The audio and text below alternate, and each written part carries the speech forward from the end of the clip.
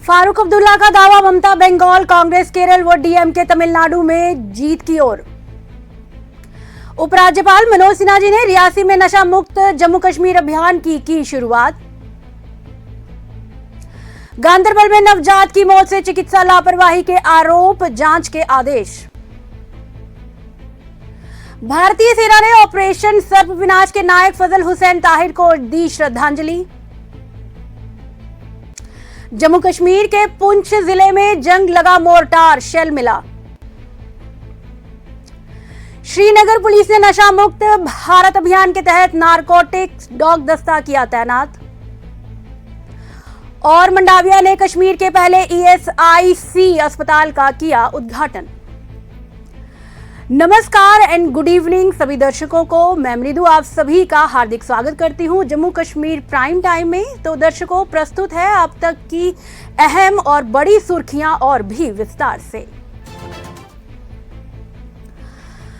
आज राष्ट्रीय सम्मेलन के अध्यक्ष फारूक अब्दुल्ला जी ने दावा किया कि पश्चिम बंगाल, तमिलनाडु व केरल के 3 प्रमुख राज्यों में विधानसभा चुनावों में विपक्षी दल जीत रहे हैं। उन्होंने कहा, ममता बनर्जी बंगाल में जीत रही है, केरल में कांग्रेस और तमिलनाडु में एमके स्टालिन की पार्टी डीएमके जीत रही है। ये भगवान का ही आशीर्वाद है।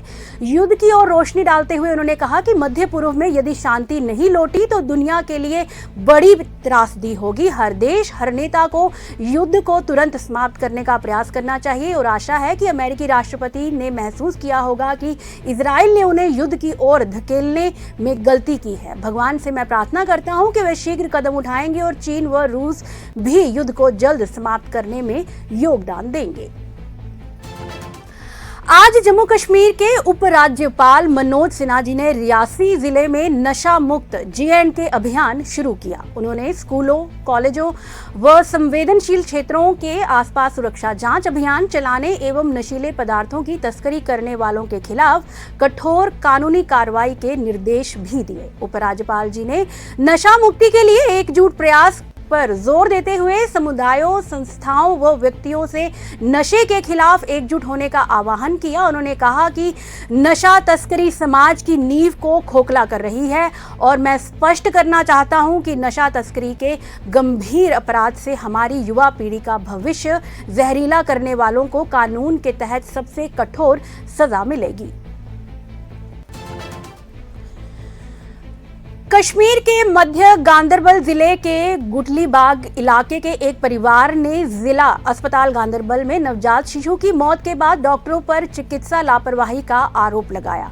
परिजनों के अनुसार गर्भवती महिला को निर्धारित तारीख निकल जाने के बाद घटना से 2 दिन पूर्व अस्पताल में भर्ती किया गया था और 20 अप्रैल को इसकी सर्जरी निर्धारित की गई थी। परिवार ने आरोप लगाया कि स्थानीय स्तर पर केस संभाल ना पाने पर डॉक्टरों से स्किम सौरा रेफर करने की बार-बार मांग की गई, लेकिन उनकी अपील को नजरअंदाज कर दिया गया। परिजनों ने आरोप लगाया कि वे बार-बार कहते रहे कि अब ये सब सामान्य है। सर्जरी से 15 मिनट पहले भी डॉक्टरों ने कहा कि बच्चा ठीक है। अचानक सर्जरी के लिए वे ले गए और प्रक्रिया के बाद शिशु को मृत घोषित कर दिया। शोकाकुल परिवार ने मामले की गहन जांच की मांग की है और जिम्मेदारों के खिलाफ सख्त कार्रवाई की अपेक्षा भी जताई है। उन्होंने उच्च अधिकारियों से हस्तक्षेप कर न्याय सुनिश्चित करने का आग्रह किया है और इस पर गांदरबल के मेडिकल सुपरिटेंडेंट ने पत्रकारों से कहा कि घटना की जांच के लिए एक टीम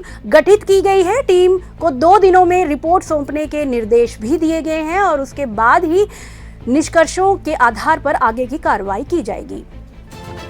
भारतीय सेना ने ऑपरेशन सर्प विनाश के प्रमुख व्यक्ति फजल हुसैन ताहिर को पुंछ जिले के उनके पैतृक गांव मोहरा में अंतिम संस्कार के दौरान श्रद्धांजलि दी।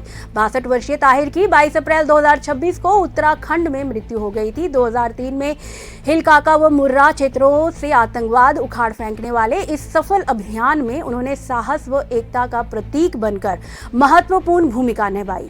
अंतिम संस्कार पूर्ण सैन्य सम्मान व परंपराओं के साथ संपन्न हुआ। आज स्थानीय समुदाय व भारतीय सेना ने ताहिर के बलिदान को सलाम किया। आतंकवाद के खिलाफ उनके असाधारण साहस को याद करते हुए सलामी समारोह आयोजित भी किया गया और उनकी स्मृति में 2 मिनट का मौन भी रखा गया।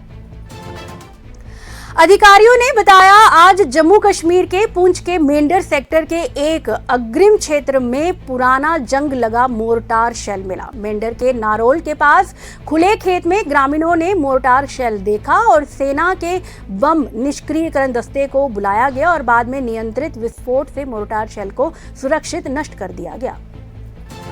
श्रीनगर पुलिस ने नशीले पदार्थों की तस्करी पर नकेल कसने के लिए शहर के विभिन्न स्थानों पर नारकोटिक डॉग दस्ता तैनात किया। पुलिस अधिकारी ने आज ये बताया, नशा मुक्त भारत अभियान के तहत प्रमुख चेक पोस्टों पर प्रशिक्षित डॉग तैनात किए गए हैं। ये छिपे नशीले पदार्थों का पता लगाने, तस्करों की पहचान करने व त्वरित गिरफ्तारी सुनिश्चित करेंगे। अधिकारियों ने बताया कि अत्यधिक प्रशिक्षित कुत्तों का उपयोग तत्काल पता लगाने व जमीनी स्तर पर परिवर्तन को मजबूत करता है।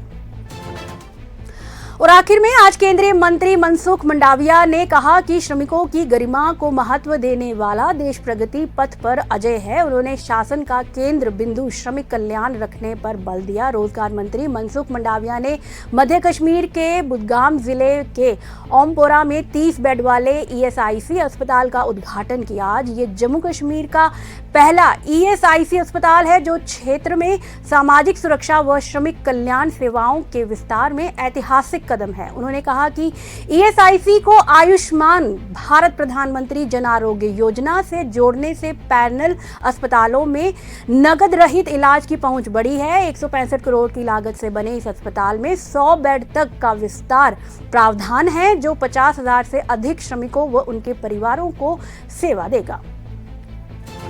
तो दोस्तों, जम्मू कश्मीर प्राइम टाइम यही समाप्त होता है। जानकारियों का सिलसिला यूं ही चलता रहेगा। बने रहिए अर्थ न्यूज के साथ और कहीं मत जाइएगा। तब तक के लिए गुड इवनिंग एंड नमस्कार।